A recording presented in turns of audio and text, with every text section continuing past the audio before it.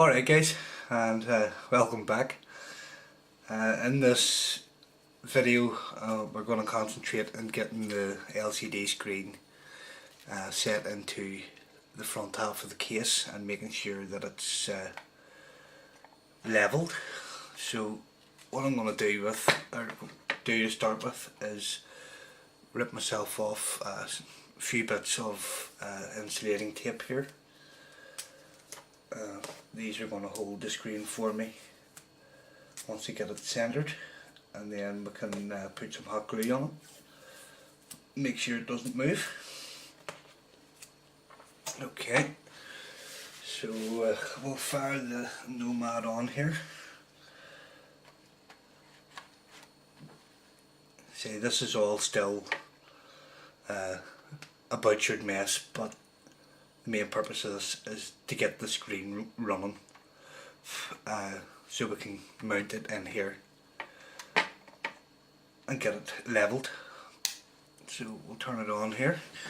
I'm going to have to stand up, I think, to do this, just to allow you to still see what's going on here. So we'll wait until the main logo comes on here, so you can see there's a blue border around the very outside. So we're going to use that blue border to get this thing leveled here. I'll put it in like this first. Oops. This may be a bit fiddly. Okay, so we've got this thing in place here. Was pretty bloody fiddly trying to hold it and get the sticky tape in place there. So what I'm going to do is I'm going to put a spot of hot glue in one corner, and hopefully that will allow me to still have a bit of manoeuvrability. So I'm going to make sure the corner that I put the hot glue in, I'm going to be 100% sure that that's in the right position. Drop a wee bit of hot glue in there, and then I should still have a bit of manoeuvrability to get the rest of the screen perfect. Alright guys, so just got two spots of hot glue here, just up in this corner and down this bottom corner here. So I just put a wee spot of hot glue at this corner and let it harden, making sure that that corner of the screen was perfect. And then I manoeuvred it into position, put a bit of tape on it, and then glued the other top corner. And yeah, pretty happy with the position.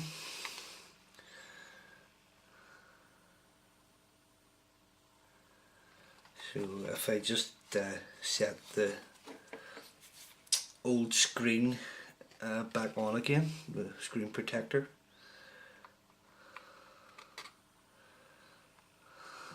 And yep, absolutely perfect. Looks good to me. So I'll just go ahead and continue hot gluing the other corners on this, and a couple of spots in the centre on each side. Alright guys, hopefully you can see this alright. Just put a spot of hot glue at each corner, and then one spot there, one spot at the top, and that's it. I didn't want to put a spot here in case it interferes with the buttons. Couldn't put a spot at the bottom because of the ribbon cable, so I might actually put a little bit extra on these corners. I'm just going to let this harden fully, and then I'll strengthen it up around the corners with a bit more hot glue. But that's it in place. Very happy with the position of it. And that's pretty much the battle over for this part. Alright, well, all that's left for me to do now is to put this thing back together. I will have to try and fit this little voltage regulator in here somewhere, but I'm pretty confident there's going to be room. Hopefully there's going to be room somewhere for this.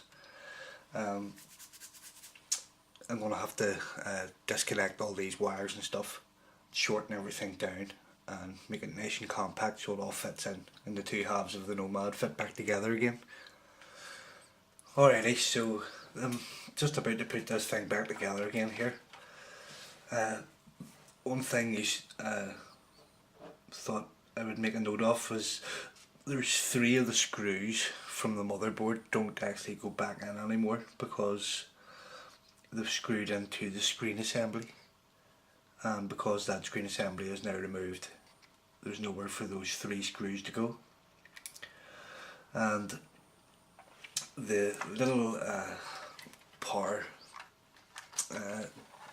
converter thing that I used, I've squeezed it in here underneath this copper ribbon here, which was a dead space, but as I was making sure the two halves went back together, it's actually a dead space for this ribbon to fold down into. So the ribbon isn't perfectly going down in there, which hopefully won't cause too much of a problem. I don't want the ribbon cable actually snapping on me, because it's getting nipped, if you know what I mean. But apart from that, I've got everything in, no problem at all. It all went back together pretty easy. When I'm putting the Nomad back together again here, hopefully you'll be able to see this. As you fold it back down, the ribbon wants to push down into that hole where I have put the little power converter. So I'm actually now having to sort of maneuver the ribbon to a different position so that it isn't getting too badly crushed. Apart from that, it's going together okay for me. So I just want to double check that my ribbon's not getting nipped.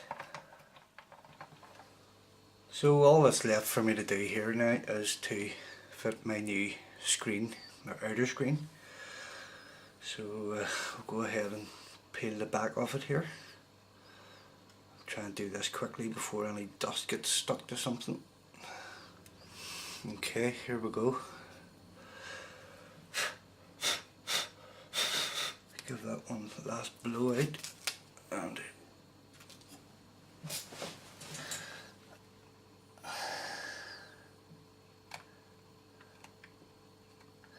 did it along the top first, I think.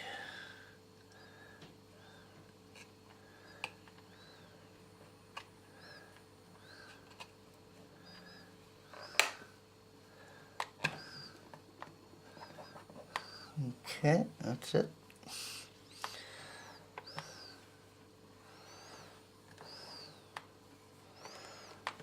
This sticky thing on it there, or sticky edge, and then we'll just peel off our screen protector on the front here,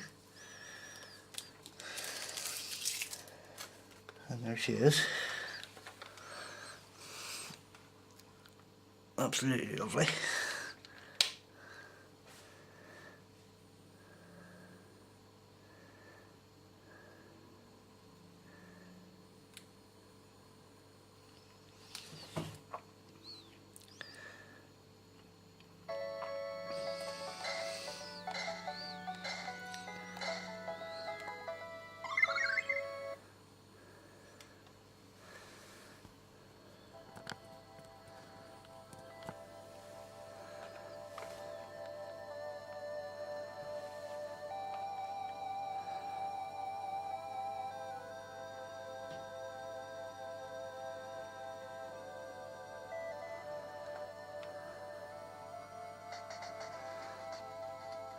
The little battery light coming on.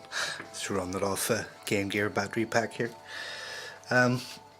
Yeah, so all in all, the mod itself, replacing the screen, was pretty easy. Didn't have any real difficulties at all. The problems I had with this were the power problems. if it wasn't for the power problems, I would have had this done in half the time, and I wouldn't have had to put that extra power converter into it. But hopefully I will be following up on this once I get the capacitor to replace in this. I will replace it and test it with the mains, and I'll let you guys know where it fixes it or not. If it doesn't fix it, then pretty much this is a battery only Nomad. If anyone has any suggestions on what to check or what could be causing the power problems in this, please let me know. Like I said at the start of these videos, the voltage regulator has been changed in this already, so that's not at fault. I've replaced 2 capacitors out of 3 on the power circuit over the side, so I'm still waiting on the 1 capacitor to come. But as far as the screen goes, mission successful. I'm really happy with how crisp and clear it looks. I'm sure the camera's probably not picking it up, just how clear and crisp it is.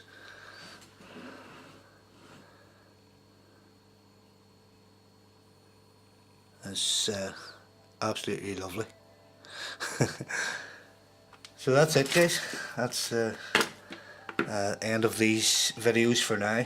Like I said, I will report back, do a separate video for the capacitor, just telling you where it works or not.